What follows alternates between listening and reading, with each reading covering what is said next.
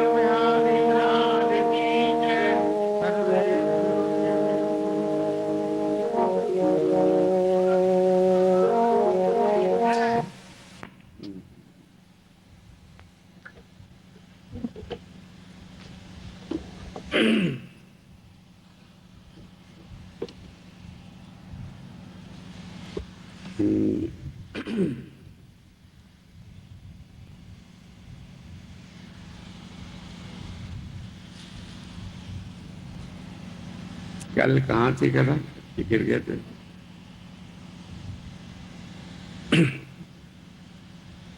कल कहाँ थे? नहीं हैं? हैं? सेक्रेटरी जवाब तो योग विषय का रिश्ता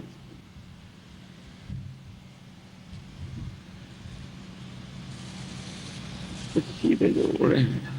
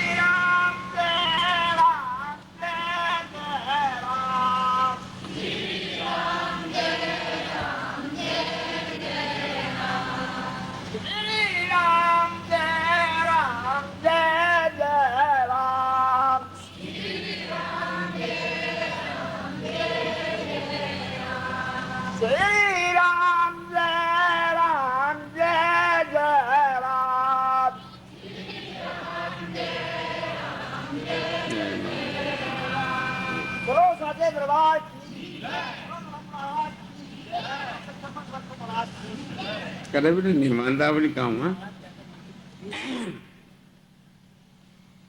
यत्रैव गंगा यमुना त्रिवेणी गोदावरी सिंधु सरस्वती सर्वाणि तीर्थानि वसन्ति तत्रैव हरि कथा प्रसंग।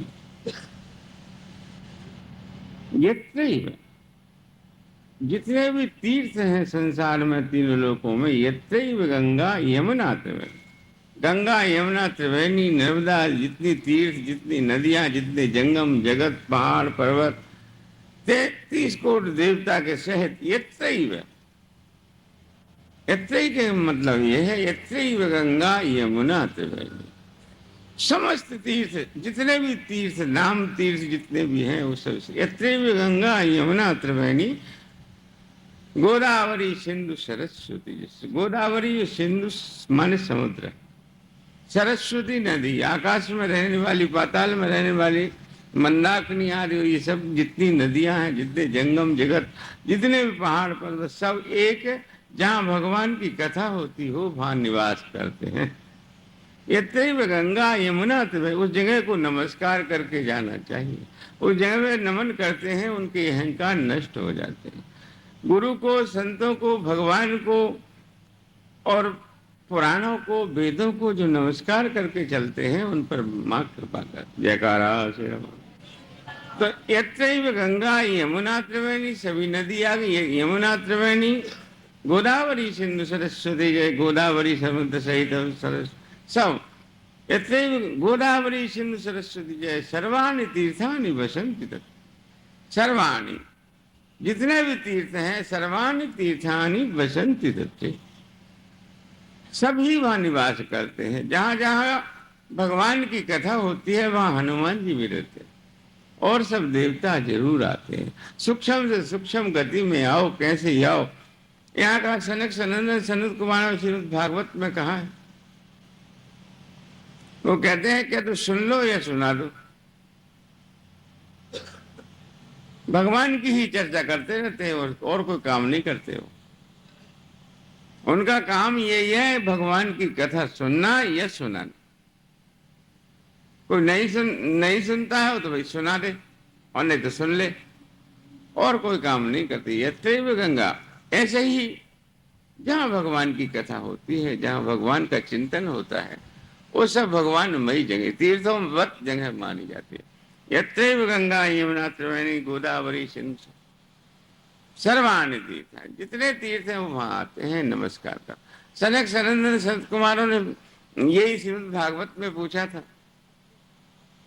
सुखदेव, अब ये जहाँ सुखदेव के बारे में जो कथा निकल गई वो और ढंग से है देवी भागवत में, श्रीमद् भागवत में और ढंग से। राजा परीक्षित मर गए हैं जब सुखदेव आए इसमें,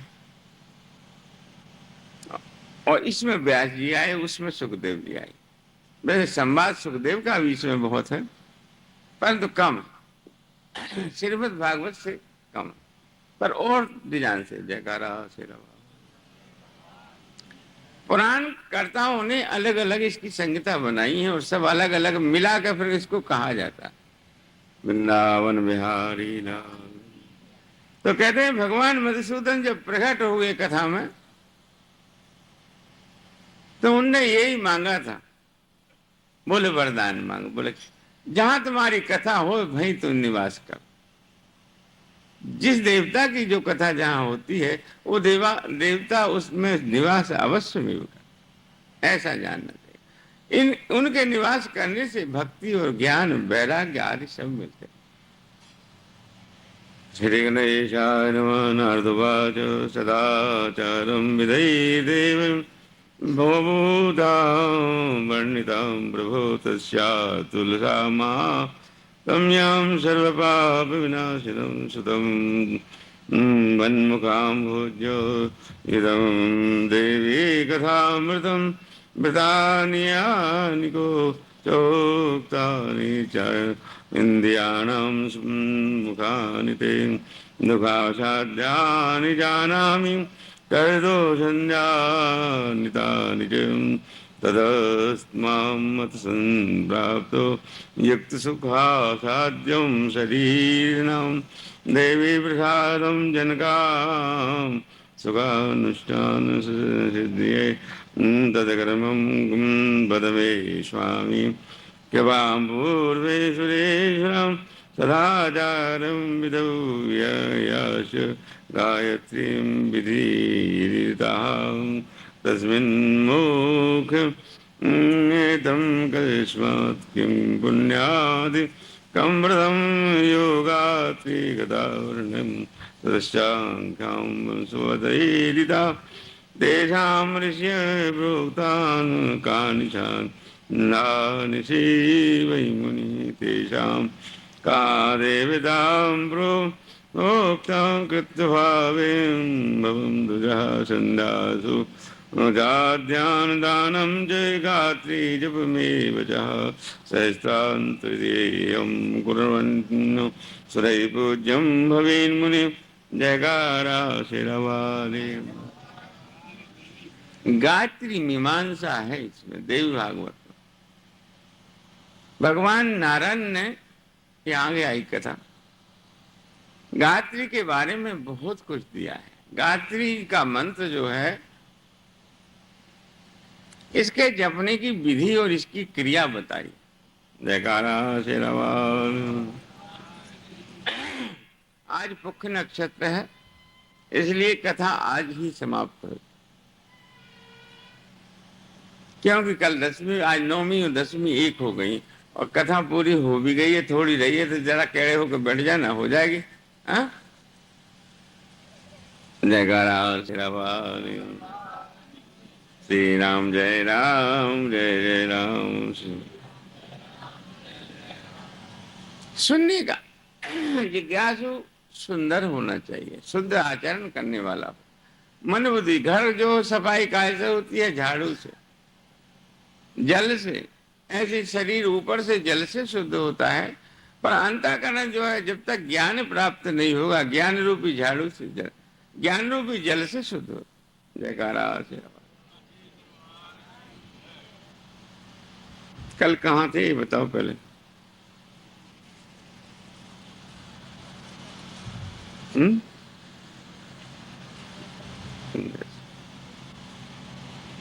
कल कथा कहाँ थी? हाँ, वो भी नारी थी। जिस नारी ने योग क्रिया के द्वारा गुरु से सच्ची विद्या सीख के कपालभाति समाधि चढ़ाना जानती थी, यही थी ना। आकाश में जाने आने के रास्ते समाधि के द्वारा, उसमें कई समाधियां भी कई होती है। वो कपालभाति समाधि जानती थी। कपालभाति के बारे में कल बताया था। समाधि कई तरह की होती है। जड़ समाधि, जो शरीर जड़ हो जाता है जिसका, जैसे चमन मुनि को हुआ था, जैसे सुखदेव मुनि को हुआ था, अगस्त मुनि को हुआ था। जल में रहे थे 12 साल तक। अब है ऐसा कोई? नहीं, असंभव है। अब भी 24-24 घंटे जल में रहने वाले हैं, लेकिन कहीं कहीं नर्मदा किनारे कोई कोई लाखों में करोड़ों में एक आध। माटी में दब के जो समाधि ली जाती है, ये समाधि तो बनावटी है। यह में भी एक क्रिया है। ये समाधि जो है इसमें लोग कुछ ढोंग भी बना लेते हैं। कई जगह लोग पकड़े भी जाते हैं। जयकारा शेरवा। लेकिन सच्चाई की समाधि समाधि है। सच्ची समाधि उसे कोई डिगा नहीं सकता, उसे कोई टच नहीं कर सकता ब्रह्मा की सृष्टि में। जयकारा शेरवा। शिखरा ध्वज जड़वत हो गए, अपनी इंद्रियां भूल गए, मैं शरीर हूं ये भी नहीं जानते। तुरिया अवस्था, जागृत, स्वप्न और सुसुप्ति। ये जागृत जो कुछ हमने अब तक कर्म करा, दिन में रात में जो करा, इसको क्या कहते हैं? जागृत। चाहे अच्छा किया हो चाहे बुरा किया हो, किया इंद्रियों ने, शरीर ने, जागृत। इसकी दूसरी विपरीय नकल है वो स्वप्न। जब सो जाते हैं थक के तो सपना आ जाता, इंद्रियां मन सब शांति से सो जाते। किसी से कहो कि तू काम करता रहे, सोए मती, तो मान जाएगा? सोए बिना नहीं रहा जाएगा। यदि नहीं सो, मेरी तो आंख आंख में, हड्डी हड्डी में दर्द हो रहा है, ये हो रहा, दिमाग में टेंशन हो गई, फलाना हो, कहता ना। सोना एक बहुत बड़ी चीज है। सोने में शांति हो जाती है, काम में शांति नहीं है। शांति नहीं, धा धा धा धा करता रहता है, ये करूं वो करूं, और फिर पड़ जाता। आजकल तो लोग जो है गोली खा के सोते हैं, नींद नहीं आती, ब्लड प्रेशर है, फलाना है, ढिमका है, और उम्र के तकलीफ हो जाती है। लेकिन ये वो सोना दूसरा है, रोगवत सोना, और ये थका हुआ सोना, एक अभ्यास का सोना। अति अभ्यास करने वाले को भी नींद आती, इंद्रियां उस थके तो उसकी हो जाती। गीता में कहा कि हे अर्जुन, अभ्यास करते करते यदि आलस और प्रमाद आ जाए तो आराम कर ले, आराम करके फिर अपने काम में लग जाए। जयकारा तेरा वाह। जैसे गाड़ी बैल चलती हुई और फिर रास्ता में थका हुआ ना जाए तो उसे आराम दे दे, ऐसे इंद्रियों को आराम दे दे।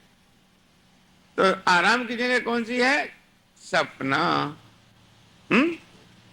इसमें आराम मिले ना, सोने में मिले है, अति आराम मिलता है। जागृत से सौगुना आराम सोने में मिलता है। इंद्रियां ढीली हो जाती हैं, आंख कान नाक कान और जितने भी हैं सब इंद्रियां सब शांत हो जाती। सो के उठने के बाद फिर कैसा हो जाता है जीवात्मा? हरा भरा हो जाता है, ताजगी आ जाती है। स्नान कर ले तब और भी अच्छा हो जाता है। जयकारा श्री राम। तो जागृत का दूसरा पल्ला क्या है? स्वप्न। और स्वप्न का तीसरा, सपने भी छूट जाते हैं अभ्यासी का। अति अभ्यास करने वाले का, आत्मा में जागने वाले का अति अभ्यास करे तो सपना भी खत्म हो जाता। योग निंद्रा, योग तंद्रा, योग मुंद्रा, ये माया के रूप हैं, इनमें वो रमन करता है। ये सामने माया आ जाती है उसके। अति अभ्यास करने वाले के सामने माया रूप धारण करके आ जाती है, चाहे कलयुग हो चाहे द्वापर हो। आत्म अभ्यास के लिए कलयुग द्वापर त्रेता युग प्रमाण आदि नहीं है। अति अभ्यास वाले को फिर स्वप्न छूट जाता है, सुसुप्ति आ जाती है। सुसुप्ति इसी शरीर में एक अवस्था है। सुसुप्ति में इसको जैसे कैसा होता है, किसी साधु ने, यहाँ किसी साधु ने महेश योगी से पूछा था, पेपर में आया था कि मुझे सुसुप्ति में बताइए क्या होता है। सुसुप्ति कठिन, अति अभ्यास करने वाले। अति अभ्यास जब करेगा, जब सुसुप्ति उदय हो जाएगी। सुसुप्ति में जैसे एक महीना का अबोध बालक माँ की गोद में हिलता डुलता है, केवल इशारे मात्र बताते हैं वेद भी। अनुभवी संत लोग जो हैं उसे अनुभव में ही कह सकते हैं, दूसरा नहीं कह सकते। जैसे माँ की गोद में वैसे बालक छोटा सा होता है और माँ हलाती डुलाती है, माँ को पिला दे, सुला दे, रख दे, ऐसी अवस्था जो है जड़ी अवस्था सुसुप्ति है। सो भी कहने वाले इतने ही कह सकते हैं, इससे आगे अनुभव में कुछ और है। क्योंकि माँ तो स्वयं विद्या रूप है और अविद्या रूप जो है सुसुप्ति है। हो सकता है सुसुप्ति कहीं उसे मार भी सकती है। सुसुप्ति जो है उसकी मौसी है, ज्ञान की, अभ्यासी की कहिए तो वो मौसी के अधीन है। अब वो चाहे आंखें निकाल दे चाहे यहीं रन दे, ये तो उसके ऊपर नहीं मान। बड़े बड़े अभ्यासी लोग यहाँ आके थक जाते हैं, सुसुप्ति में नहीं जीत पाते। नहीं समझ में आई? बहुत कठिन है ये, तुम्हारी समझ में नहीं आएगी, उसकी समझ में आएगी जो इसको करता। सुसुप्ति, जब जिसकी सुसुप्ति से जैसे आंखें निकला, क्या राजी करके निकला नहीं जाता, दूसरे के अधीन है ना।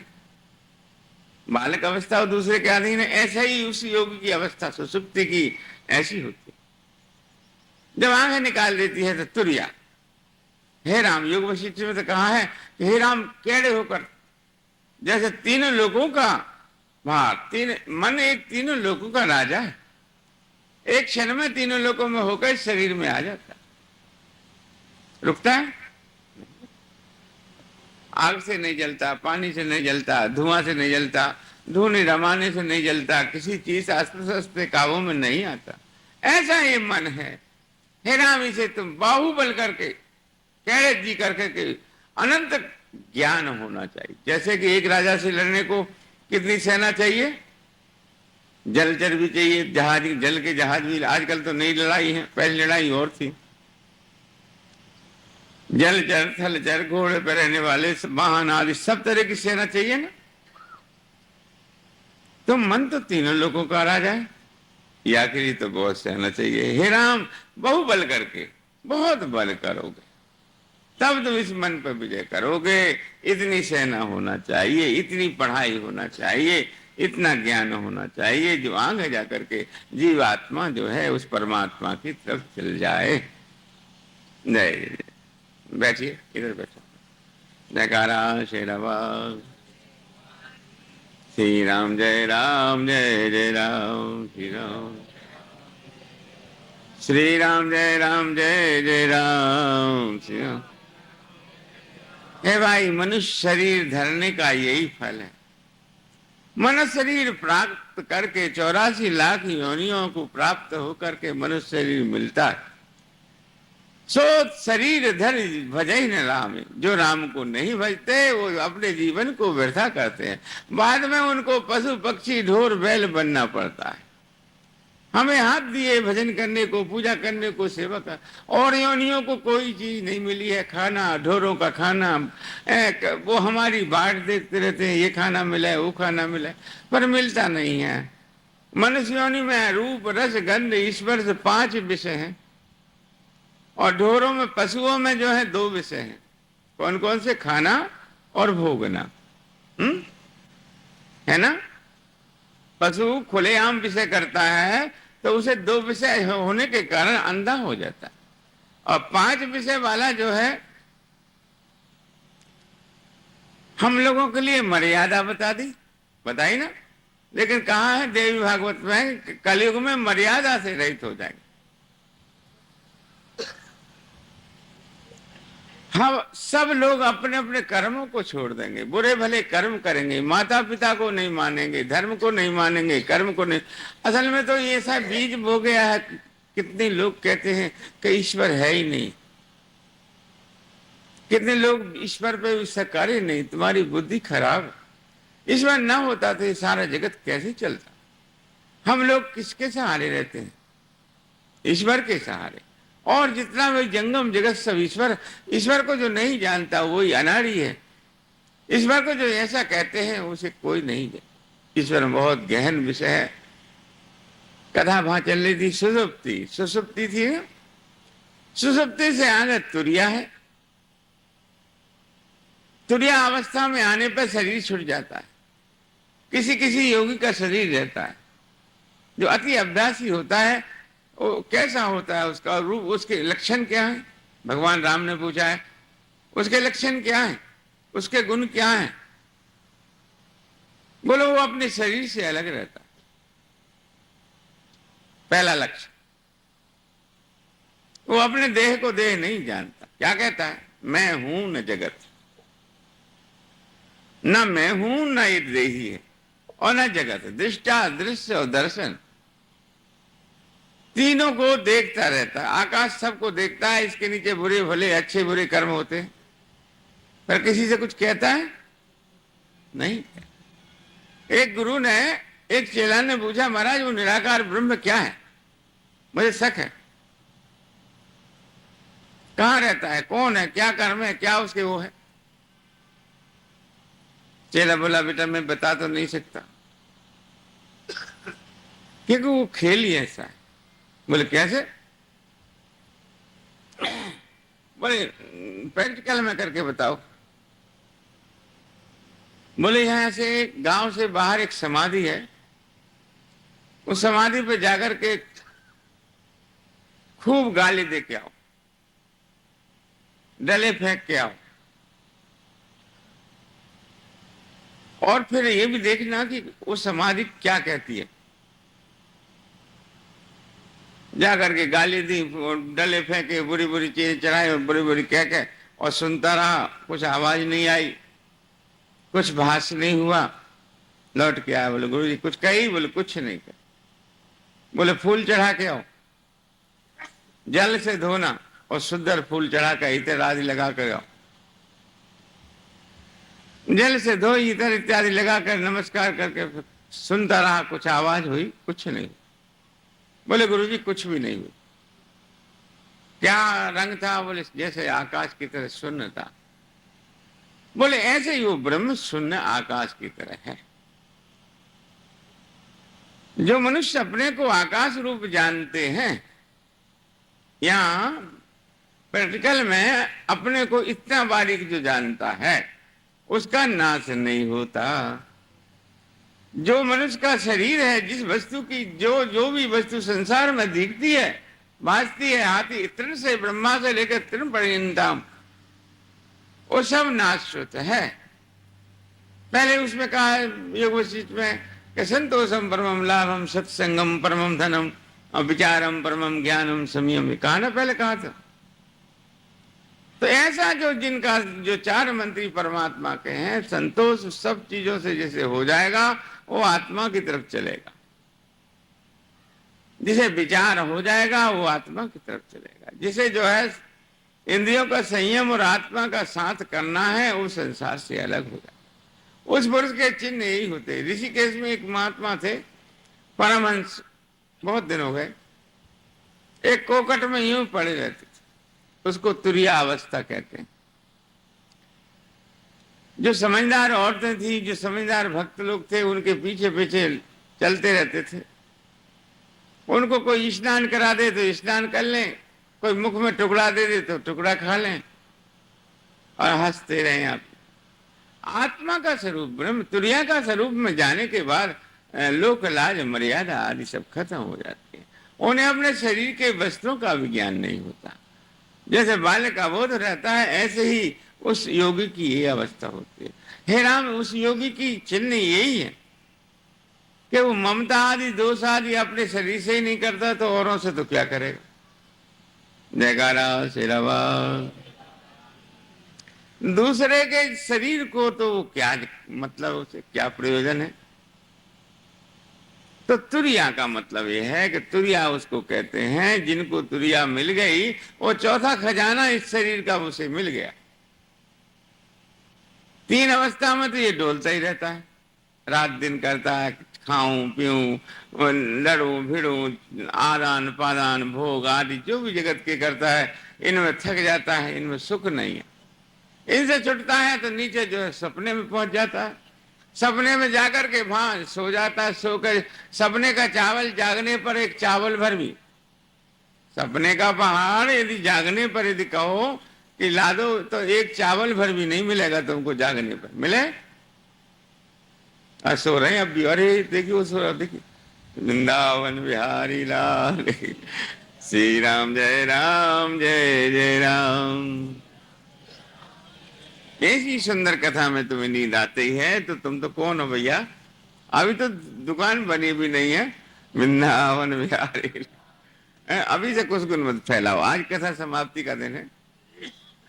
वृंदावन बिहारी लाल। तुरिया चौथा जो कोठा है, तीन कोठों में तो ये रमन करता है, और चौथे कोठे में इसने कभी जिंदगी में हाथ ही नहीं लगाया। बोले बड़े बूढ़े ताला लगा के चले गए। तुमको चौथे अवस्था, चौथे कोठे में हीरा मोती मणि जड़े हुए हैं, खजाना भरा हुआ है इसके अंदर ही। जो मनुष्य तुरिया में पहुंच जाते हैं, जो साधु संत योगी यति तुरिया में पहुंच जाते हैं, वो धन्य है, उनकी जननी को धन्य है। वो फिर जन्म नहीं लेते। ओम मित्येकाक्षरम ब्रह्मा व्याहरण मां मनुष्मन्नम या प्रातीत देहम सायति परमाम गतम। ओम अभयान्नम वंतरिक्षाम धावा पृथ्वी उभे अभयम निक्ताम भया दिवासा मम मित्र भवन्तु। अस्तु नमा सायं नमा प्रातः नमो रात्रिया नमो दिवा भवात् सर्वाश्चवाभ्यो नमो नमः। उस योगी की ये गति होती है। ओम अभियान नाम मंत्र चारों दिशा ही उसके वस्त्र, दिशो विवस्त्रम सज्जा भूमितलम, दिशो विवस्त्रम ज्ञान अमृत भोजनम। उसकी क्या हो जाती है कि सैया तो पृथ्वी हो जाती है, कहीं भी शरीर गिर जाओ पड़ जाओ, आत्मा का ही उसे लक्ष्य रहता है। जैसे कि शीशे के या किसी वस्तु के आरंभ पार, पेड़ के आरंभ पार रस सकता है, जानो नहीं समझ में आई? पेड़ में जहां भी तुम कांटा चुभाओ तो क्या निकलेगा? रस। है? उसको रसकता कहते। आदमी को कोई कांटा चुभाओ तो क्या निकलेगा? खून। है? निकलता है ना? तो खूनों के बारे में तो ये एक रक्त वर्ण, एक जो है नीला वर्ण। नीला जो वर्ण है हमारे शरीर में, नीली नसें हैं ना, इनमें कीटाणु है। डॉक्टरों से पूछो जाके, एक लाल रंग के कीटाणु और एक जो है नीले रंग के। कफ पित्त बात है, एक तीसरे कीटाणु का अनुभव हर एक को नहीं होता। जयकारा से। इन दो में जो खराबी होगी जब ही रोगी हो जाते हैं। ये दो में खराबी मताओ, ठीक हो जाता है। जयकारा शेरावाल। सन्नपात आदि गुण दोष, ये तीन ताप है, तीन है रज तम सत। ये डॉक्टरी निदान की बात है, ये अलग है, ये तो शरीर की है। लेकिन तुरिया वाले की बात कर रहे हैं कि तुरिया वाले का जैसे खून सब में एक सा नक से लेकर नीचे से लेकर ऊपर तक, ऐसे आत्मा नीचे से लेकर एक निमिष में आत्मा कितने चक्कर इस शरीर में ये इंद्रियां नाड़ियां लगा देती हैं वायु के सम्मिलित होने से। विचार चंद्रोदय में ये कथा है। विचार चंद्रोदय में कहा है कि 5 प्राण वायु है। एक वायु आती है और जाती है, ये तो इसका नाम है प्राण और अपान। एक आती है जाती है। भीतर जैसे अग्नि है, उस अग्नि को ये जैसे धोकनी लोहार की होती है और वो धोकती है तो उससे वो चेतन होती है। जो कुछ हम खाते हैं उसमें जाकर के उसमें पचन क्रिया बनाती है, उसे पचा करके तैयार करती है। इतने में वो कौन है? वो अग्नि को जो डकार आती है, जो हमें जैसे करचली में, पतीली में हम करचली डालते हैं और उसे साग को नीचे ऊपर करते हैं, वो जो डकार आती है वो उदान वायु है। उदान वायु से डकार आती है। जिसको डकार नहीं आती उसमें कोई ना कोई कमी आ जाती। अरे कहते नहीं मैं हजम नहीं हुआ, वो उदान वायु काम नहीं करती। जयकारा शेरावाल। फिर उसमें जो हमने खाया है, कहते हैं कि एक शेर खाने वाले को, एक शेर भोजन जो करता है 1 किलो, उसमें 100 बूंद खून बनता है और 100 बूंद खून में 1 बूंद वीर्य बनता है। जयकारा शेरावाल। वो विषयों की तरफ ले जाता है। जयकारा शेरावाल। परिपूर्ण रूप है ना, वो परिपूर्ण नहीं हो पाता। श्री राम जय जय राम। ऐसे ही तात्पर्य ये है कि उस आत्मा का अनुभव हमें नहीं। हाँ, रस सकता की तरह जैसे खून सकता है, ऐसे ही आत्म सकता आहार बाहर भीतर है। जैसे आकाश घड़े में कल बताया था ना, भीतर भी आकाश, घड़ा फूट जाए तो आकाश में लय हो जाता है। छिद जल पावक गगन समीरा पंच तत्व है। राम जी ने तारा को भी यही बात कही थी। माली की जो पत्नी थी उससे कहा था, मंदोदरी को भी यही बात जामवंत जी ने कही थी। जल वायु अग्नि, या जल और वायु अग्नि। अब ये 2 डकार वायु इस शरीर के संबंध की क्रियाएं हमारे सामने हैं। कोई ये झूठी नहीं, नकली नहीं, ये तो बिल्कुल हमारे को हास रही है। समान वायु आती है तो सब में सब मल में मल फेंक देती है, खून में खून, थूक में थूक, खकार में खकार। इस प्रकार से शरीर के समस्त शरीर में 1 सेकंड में चक्कर लगाकर समता कर देती है। मल को विसर्जन जो बाहर फेंकता है वो व्यान वायु है। पांचों वायु है इस शरीर में, देखो कितना बड़ा ये यंत्र है, इसे समझना ही कठिन है। व्यान वायु से मल मूत्र बाहर चले जाते हैं। जिसके व्यान वायु के रुक जाती है उसको कहते हैं लोग आजकल के, भाई पर्दा टूट गया, ये अमुक बाल टूट गया, अमुक बाल डालो, एक दूसरे का दूसरे में डालते। अनेक अब तो डॉक्टरों ने बहुत कुछ सीख लिया, जयकारा शेरवा, लेकिन वो कामयाब नहीं होते। ब्रह्मा से विपरीत क्रियाएं, विपरीत चीजें, फेफड़े बदल देते हैं, सब कुछ करते हैं, पर वो बेकार होते हैं। जयकारा शेरवा, श्री राम जय राम, जय जय राम। तो सुसुप्ति के आगे तुरिया अवस्था का ज्ञान ये है कि अपने शरीर से अलग रहता है वो पुरुष, और सदैव भी अपने ब्रह्म के चिंतन में, ब्रह्म जानेति नारद उपनिषदों में कहा है, ब्रह्म जानेति ब्राह्मण, उस ब्रह्म तत्व के उसमें रहता है और ब्रह्म को प्राप्त हो जाता है। जयकारा श्री राम, श्री राम जय राम, जय जय राम। क्यों जा रहे? भोजन करके जाना, डॉक्टर आना जरूर, आज भंडारा। हाँ, जयकारा श्री राम, श्री राम जय राम, जय जय राम। तो राजा शिखरध्वज को चौथी अवस्था प्राप्त हो गई थी, यही थी ना बिमला, आंख नीचे कर, कैडी होत बैठ, जयकारा श्री राम। राजा को चौथी भूमिका, पांचवी, छठी, सातवीं भूमिका में तो शरीर चलता ही नहीं। कोई कोई योगी यदि समाधि में ही जाते हैं वो ब्रह्म में लय हो जाते हैं। चौथी तक संभलने वाले संभल जाते हैं, कोई कोई माई के लाल, और नहीं तो बिखर जाते हैं। उनका आदान पादान, खाना पीना तो बिसर जाता है। एक ब्रह्म है, एक आकाशवत हो अपने को जानते हैं, और एक आकार यहाँ से अमेरिका, जापान, जहां तक भी चित्त की वृत्ति जाती है, तीनों लोकों में जहां तक भी जाती है, वहां तक वो अपने को एक अखंड सत्ता मानता है। जैसे आकाश अखंड है, खंड नहीं ना, खंड है नहीं, समझ में आई? सारे में आकाश आकाश है, रेवाड़ी तक है। वृंदावन बिहारी नहीं, आगे तक भी है, जहां तक गोचर जहां लग मन जाई, सो सब माया जान। राम जी ने भी कहा, जहां तक ये मन जाता है, मन की नेत्र जाते, वहां तक माया जानो। राजा शिखरध्वज को अपने शरीर का भान नहीं हुआ, तब इंद्रलोक से इंद्र की परियां बुलाई और उनको काम आदि से देखा, टटोल कर इनको काम उदय होता है कि नहीं होता। जब नहीं हुआ, जब परियों से कहा कि तुम जाओ मैं देखूं।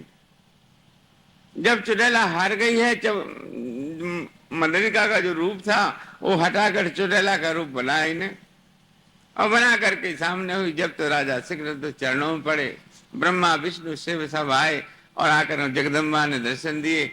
बोले, हे रानी, तेरे समान तीनों लोगों में कोई इतना ज्ञानी नहीं हुआ। मधु बैठे बैठे संतान पैदा कर लो और बैठे बैठे खाओ पर दूसरों के ऊपर, और अपने कर्म को नहीं करती।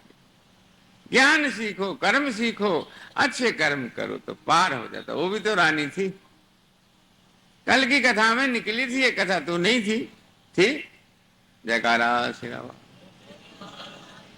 अब यही कथा अपने आदमी से पूछ लीजिए, शाम को बताएगा वो। वृंदावन बिहारी लाल।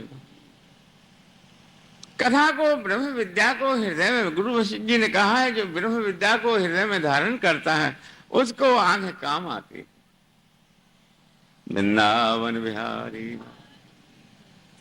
जब इस प्रकार से चरणों में पड़ा, शिखरध्वज ने कहा, हे रानी, तूने जो मुझे ज्ञान दिया था उसका मैं बहुत आभारी हूं। तीनों लोकों में तेरे समान कोई नहीं। राजा शिखरध्वज फिर अयोध्या आए हैं, राज कार्य करते रहे। ये कहो कि गृहस्थ में भजन नहीं होता, नहीं, सब काम करते। तुम रोटी क्यों खाते हो? फिर बढ़िया बढ़िया स्वादिष्ट खाते हो ना। ऐसे ही कर्म है, कर्म करते रहो। सुखदेव मुनि ने जनक जब नहीं माना सुखदेव, तो जनक जी ने कहा कि हे मुनि, सुखदेव बोला मैंने देख लिया तेरा ज्ञान। बोले तो मुनि तो ये डंडा काय के लिए रखते हो? बोले कुत्ता बिल्ली के लिए। बोले ऐसे ही मैं राज को रखता हूं, जैसे डंडा तू रखता है तैसे ही मेरे पास राज रूपी डंडा है। जो बुरे कर्म करते हैं उन्हें सजा ताड़ना देता हूं, जो भले कर्म करते हैं उन्हें अच्छी जगह पहुंचाता हूं, न्याय नीति से रहता हूं, मेरे राज्य में कोई बुरा काम नहीं हो। जयकारा श्री राम। गृहस्थ भी यदि सही हो तो स्वर्ग है, आपस में भाई बंधु माता पिता मिलकर रहें तो स्वर्ग है, और गृहस्थ में यदि मिलकर नहीं रहे तो नरक है। माँ बेटे से नहीं बोलती, बेटा माँ से नहीं बोलता, बाप से नहीं बोलता, 6-6 महीना बीत जाए, 10-10 साल बीत जाए, अरे बोलो उनकी बोलाई चाली नहीं। कहते हैं राग दूसरी अग्नि में जलते रहते हैं, ये इंद्रियां उन्हें व्यभित करती रहती हैं, उन्हें कभी शांति नहीं होती। होती है? नहीं होती। इसलिए इंद्रिया ग्राम वासिष्य, इंद्रिय रूपी ग्राम के बसने वाली शरीर रूपी ग्राम है, जहां 10 रस्सी एक गले में बंध रही हूं तो वो शांति से रहेगा। एक इधर को खींचेगा, एक इधर को खींचेगा। हे भाई, ये 10 रस्सी वाला, 10 सुराख वाला शरीर है ये, चेतो। ये 10 सुराख वाला शरीर है, इसमें 10 जगह से इंद्रियां 10 जगह को जाती। हर एक इंद्रिय से जीवात्मा को इधर से इधर खींचते रहता है, ये करूं वो करूं, ये करूं, ये खाऊं, ये पीऊं, ये आदान प्रदान, लोक लाज मान अपमान राग दोष, अपने से छोटे को देख कर जलना, बड़े को देख कर जलना, ये सब तूफान इंद्रियां करती रहती। जिन्होंने इन इंद्रियों को सदा के लिए, हे राम तुम पेड़ को जड़ से काटो, ऊपर से पेड़ काट दिया तो फिर फूट आएगा। लोकेश ना की इच्छा फिर हुई कि मैं मिनिस्टर बनूं, या जड़ से काटो। जयकारा से हैं? लेकिन नहीं कटता ये पेड़, बड़ा कठिन है। ये स्वामी विवेकानंद जी ने भी एक जगह कहा इसके बारे में। स्वामी विद्यानंद जी अपने यहाँ भारत में बहुत बड़े महात्मा हुए, गुजरात में। विद्यानंद जी निर्माणी अखाड़े के थे, उनके गले की माला चला करती थी। हमारे अखाड़े के पास ही आश्रम है उनका, आप भी अभी ज्यादा दिन नहीं हुए उनको गए, 30 साल 35-40 साल हो गए करीब। जयकारा सिर्फ कुछ कम ही है। उनकी गले की माला चला करती थी। ऐसे महात्मा थे वो। अपने हाथ से फावड़ा बजा करके बाग लगाया, सुंदर 3 मंजिल हवेली है, उसमें नीचे गुफा थी, उसमें मैं 6 महीना तो हम भी रह आए उसमें। भाई विवेकानंद जी की गुफा थी किनारे पर। विवेकानंद जी उस गुफा में 2 आलू खा करके और समय व्यतीत कर दी। सो मत भाई नींद नारी महेंद्र कड़ो जा। जयकारा से रवानी वृंदावन बिहारी ला। आनंद माँ भी उधर गई थी, उधर आनंद माँ ने भी भजन किया था। आनंद माई का है ना आश्रम, हाँ नीचे जो नदी रिया के पास।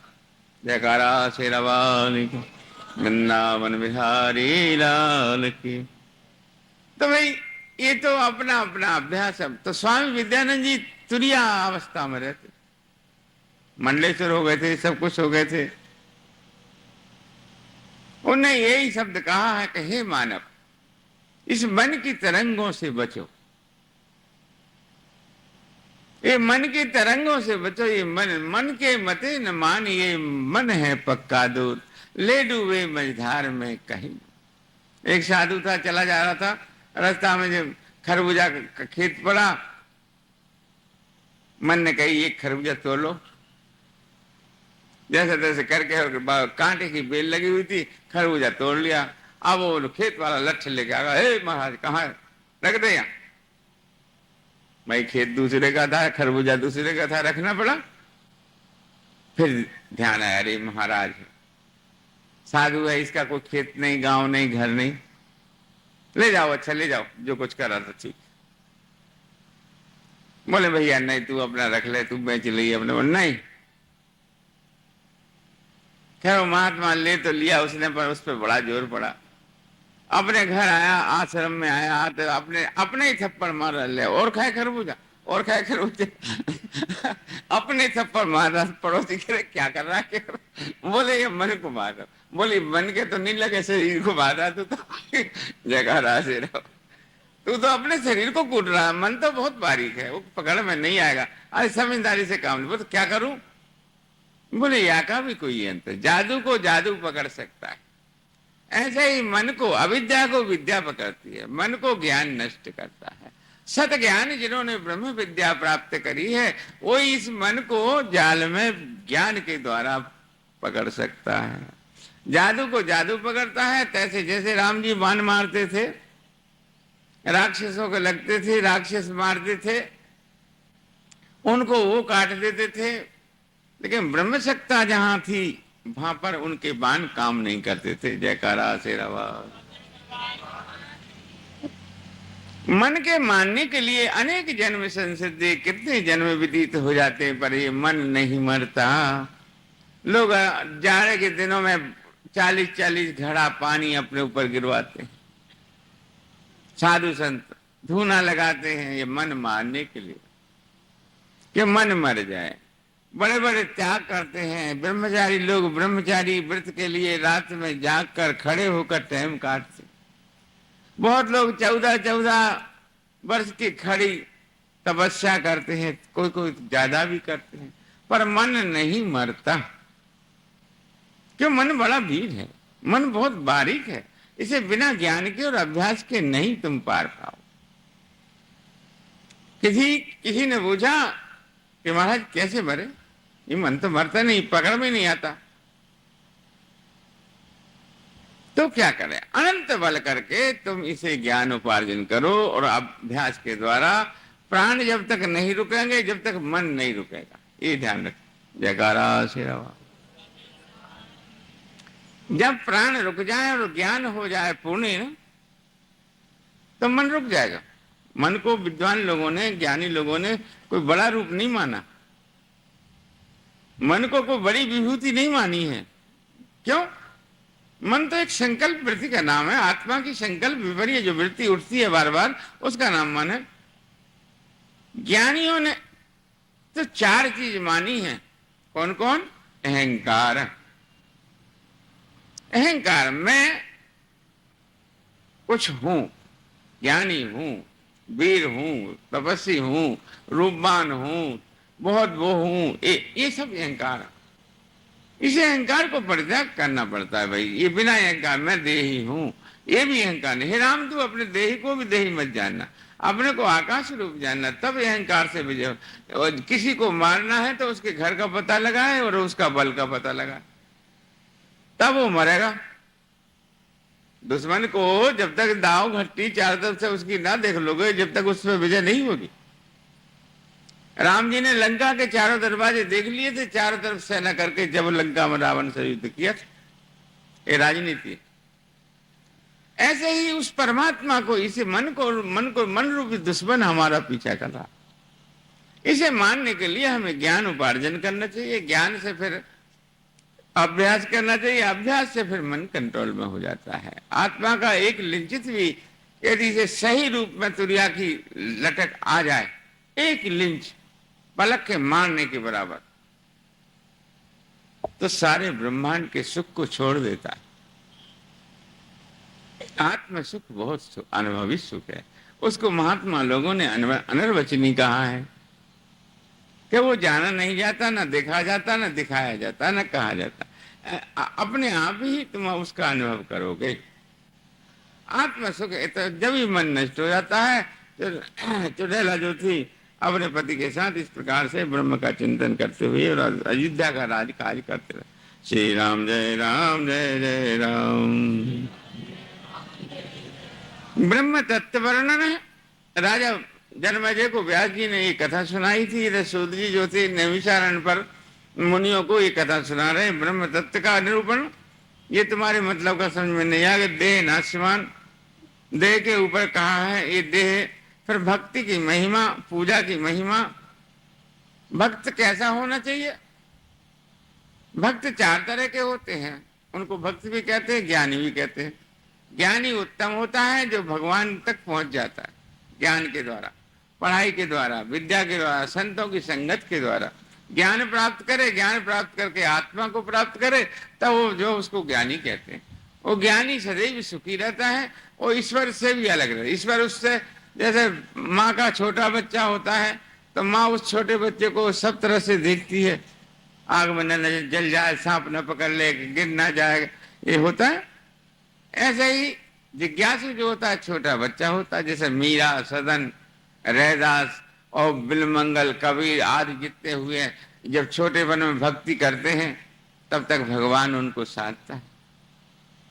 महाराष्ट्र में एक औरत अब भगवान पिंडरनाथ को भजन करती थी, ये सो राधे के बगल में, जयकारा शेरा वाले। अरे जब सो, जब पाप समझो तुम्हारा आ जाओ, कैसे होकर बैठो, वृंदावन बिहारी श्री राम जय राम जय जय राम। ओ भक्तिनी पिंडरपुर भगवान पंडुनाथ के लिए निरंतर मेला हो रहा था। एक बार मेला लगा, मेला में वो जाती थी, अकेली जाया करती थी, पैदल के जमाने, चंद्रभागा नदी के पार होकर के। वो देश बहुत कठोर देश है, प्रांत जो है वो बहुत कठोर प्रांत है। वहां पर 4-4 मील का तो एक कोस होता है, बहुत दूर पर गांव मिलते हैं, पानी बहुत दूर पर मिलता है, और पानी भी बड़ी कठिनाई से नीचे से नदियों में से ला करके जब कहीं पिया जाता है। ये भाई तुम्हारे देश में तो सब चीज सुविधा है, और प्रांतों में जाकर देखो तुम, बहुत कठिनाई है, भोजन बनाने में बहुत समय लगता है। सब नारियां जल अपने घर सिर पर लेके आएंगे जब पानी पीते। जिन्होंने नर्मदा किनारा देखा मैं सोचा हाँ कैसा होता है, कैसे बहुत दिन रहा ये नर्मदा किनारे से पानी लाया, जयकारा शेरा वाले। और कठोर सर्प होते हैं उधर, कठोर कठोर बड़े बड़े भयंकर। तो वो औरत पिंडुनाथ में पहुंच गए, बाकी आदमी ने उसे वहीं से पकड़ के लाया और मारा खूब, और मार कर फिर बांध दी उसको। खबरदार जब वहां गई तो इस तरह उसके पति ने बांध दी। अब वो कहे पिंडनाथ, हे महाराज अब मैं कैसे आऊं, मेला लग रहा तुम्हारा बड़ा वो किसी तरह भगवान आए, और भगवान तो खुद तो नारी का रूप बन के बंध गए और उसे खोल दी, जा तू दर्शन करिया, जयकारा शेरावाल। मंदिर में पहुंची, जाकर दर्शन करे, और दर्शन करते उसके प्राण निकल गए, जयकारा शेरावाल। तो पंडु उस गांव के कई आदमी गए थे, उन आदमियों ने उसकी वहां पर चंद्रभागा नदी किनारे चिता बना करके जला दी। फिर गांव में लोग आए, जैसे मेला देख के आए, बोले तेरी बहू तो मर गई, हमने तो जला भी आए। बोले नहीं, वो तो वहां बंध रही है। जाकर देखे तो नहीं कुछ नहीं। बोले मैंने बंधी हुई देखी। तब वो आदमी रोया और कहने लगा, हे भगवान पंडुनाथ, पंडुनाथ वहां कृष्ण भगवान को कहते हैं, हे महाराज मेरी गलती क्षमा करो, मुझे ये पता नहीं था कि मेरी पत्नी इतना भजन करने वाली है। बहुत रमाबाई आदि जितनी हुई है वो बड़ी भक्त थी, रात दिन भगवान के सिवा और कुछ नहीं करती थी। भगवान के जब करना, जब काम करना, सब गोपी जितनी थी, श्रीमद् भागवत प्रमाण कर देता, जितनी गोपियां थी रात भर दिन भर सवेरे 4 बजे उठ करके सारे जगत के काम करते हुए, पर मन भगवान श्री हरि में रहता था। भगवान के सिवा और कोई वाणी भगवान के नाम को जपती थी। निरंतर भगवान वही हो जाते हैं, वो पुरुष जो है भगवान को प्राप्त हो जाते हैं अवश्य भी। विजया में 2 सरसा है, जयकारा श्री राम। तो ऐसे ऐसे भक्त बहुत हो गए हैं, अटूट श्रद्धा भक्ति वाले, अटूट से अटूट भक्त, अटूट से अटूट। मीरा शरीर ने अपने शरीर को छोड़ दिया, सब कुछ, जाकर द्वारकाधीश में जाकर भगवान की मूर्ति में समा गई है। मीरा का कोई चिन्ह समाधि है, कहीं ये नहीं कह सकता कोई कि जलाई है। एक कपड़ा केवल भगवान की मूर्ति के मुख में से लटका रह गया था बस। निताई गौर हरि गौरांग और मीरा और गुरु नानक, और भी कई ऐसे हैं जिनका ये पता नहीं लगा कि ये कहाँ जले, कहाँ ये किन्ने जलाया इनको। ये बहुत उच्च कोटि के भक्त थे। जयकारा शेरावाल। यहाँ तो भक्ति करते हैं तो एक देवता से नफरत मानते हैं, एक से प्रेम करते हैं। नहीं, नफरत किसी भी देवता से नहीं मानना चाहिए। एक वो ब्रह्मदूत के नाम, दूसरा कोई है नहीं। वो परमात्मा के रूप अनेक हैं, परंतु ये सभी देवता। बहुत लोग ऐसे भी होते, मंदिर पड़ता है तो